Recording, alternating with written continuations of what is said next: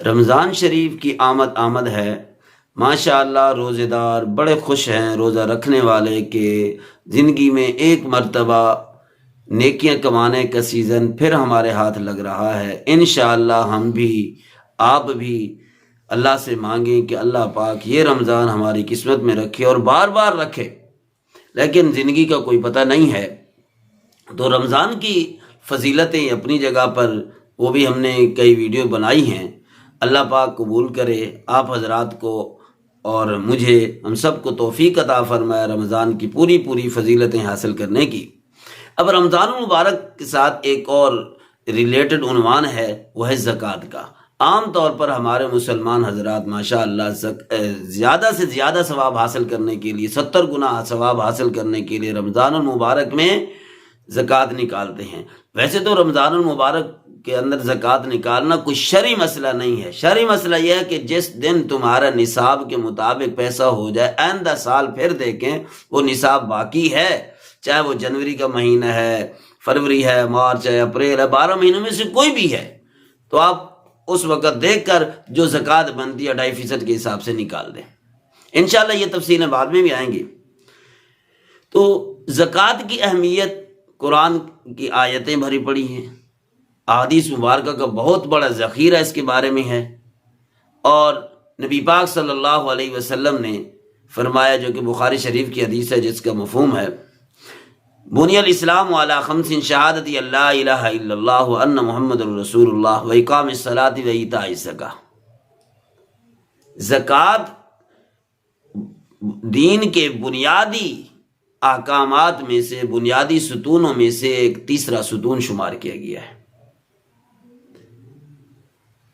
سب سے پہلا کیا ہے؟ شہادت اللہ الہ الا اللہ،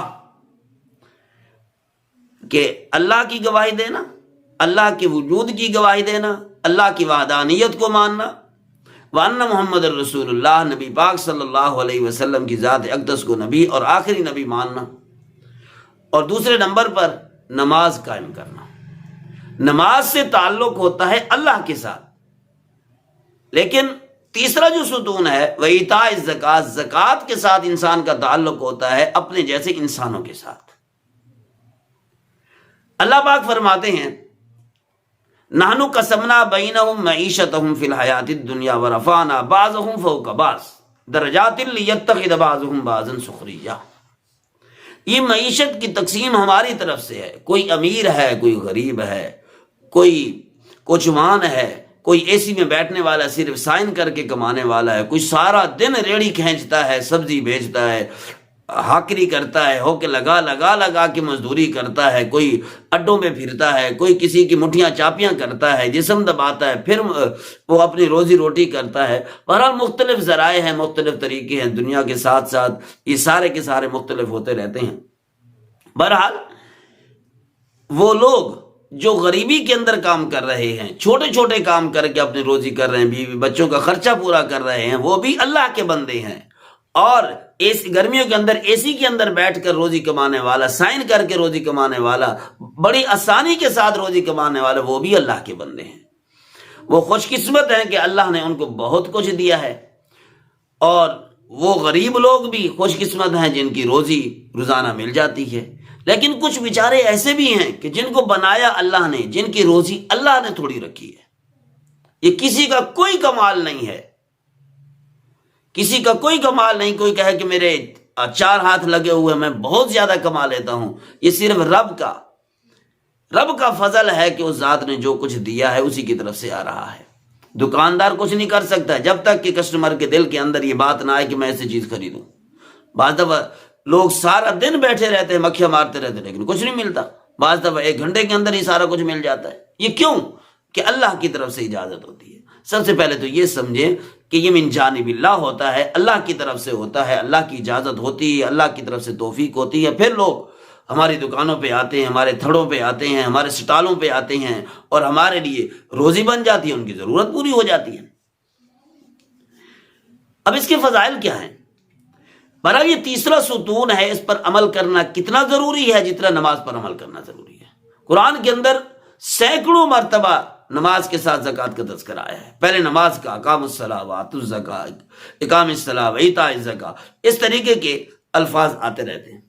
اور قرآن کے اندر نماز کے بعد زکوٰۃ کا تذکرہ ہے، تو دونوں فرض ہیں. تو اس کے اندر ایک نقطہ یہ بھی نظر آتا ہے، اللہ کرے درست ہو، کہ جس طریقے سے نماز پڑھنے کے لیے ہم لوگ مسجد کے محتاج بنتے ہیں، چل کے جاتے ہیں، چاہے وہ مسجد ہو، عارضی ہو، جائے نماز ہو، کہیں پر بھی ہو، تو اسی طرح زکوٰۃ ادا کرنے کے لیے بھی چل کے جانا چاہیے. یہ نہیں کہ ہم لوگ ان کی منت زاری کو دیکھیں، ان کے حالات کو دیکھیں، جس کو کہتے ہیں نا اپنی زبان میں یہیں کرتا ہوا دیکھیں. وہ لوگ بار بار ہماری منت زاری کریں، وہ اپنی ضرورتیں بتلائیں، اپنی پریشانیاں بتلائیں، کوئی سچ بتائیں، کوئی جھوٹ بتلائیں، پھر ہماری طبیعت چاہے ہم کچھ فیصلہ کریں، 100 10 روپے 50 100 روپے 200 روپے وہ فیصلہ کریں، ایک آدمی کا فطرانہ دے دیں. یہ نہیں ہونا چاہیے، بلکہ فرض ہم پر ہے نا.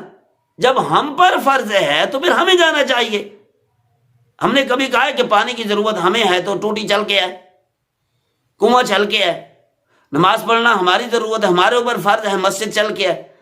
جس طرح یہ ہم کبھی نہیں کہتے حج فرض ہے، اسلام کا ستون ہے، تو اس کے بارے میں ہم نے کبھی نہیں کہا کہ بیت اللہ چل کے ہے. تو اسی طریقے سے ہمیں یہ بھی نہیں کہنا چاہیے کہ غریب چل کے ہے. نبی پاک صلی اللہ علیہ وسلم نے فرمایا کہ جو آدمی کسی غریب کو کھانا کھلائے، اس کا پیٹ بھر جائے، پانی پلائے، اس کی پیاس بجھ جائے، تو اللہ پاک اس کے درمیان اور جہنم کے درمیان 7 خندقیں حائل کر دیتے ہیں. اور ہر ایک خندق کا فاصلہ کتنا ہوتا ہے؟ 700 سال کے سفر کے برابر ہوتا ہے. اور یہ غریب لوگ قیامت کے دن مالداروں کے لیے سفارشی بنیں گے. کئی احادیث ہیں جن کے اندر یہ چیز موجود ہے کہ جنتی اور جہنمیوں کی لائنیں لگی ہوں گی. ایک جہنمی کی نظر پڑے گی جس کے بارے میں جہنم کا فیصلہ ہو چکا ہوگا، ایک جنتی پر جس کو وہ پہچان لے گا. وہ اس کو پہچان کر کہے گا یار میں نے تمہارے اوپر فلاں موقع پر احسان کیا تھا. اس کا ہاتھ پکڑ کر کہے گا کہ میں نے فلاں جگہ پر تیری مدد کی تھی، تو مہربانی کر میری سفارش کر. تو وہ آدمی ہاتھ پکڑے گا اس کا اور اللہ کی بارگاہ میں لے جائے گا اور سفارش کرے گا، تو اللہ پاک اس کو بخش دیں گے. اس طرح کی اور بھی کئی حدیثیں ہیں. اور ایک حدیث مبارکہ کے اندر رہتا ہے غریبوں کے بارے میں یہ بڑی فضیلت ہے، اور کہ مجھے بھی غریبوں کے ساتھ بیٹھنے کا حکم دیا گیا، اور فرمایا گیا کہ یہ لوگ غریب جنت میں مالداروں سے 500 سال پہلے جنت میں جائیں گے.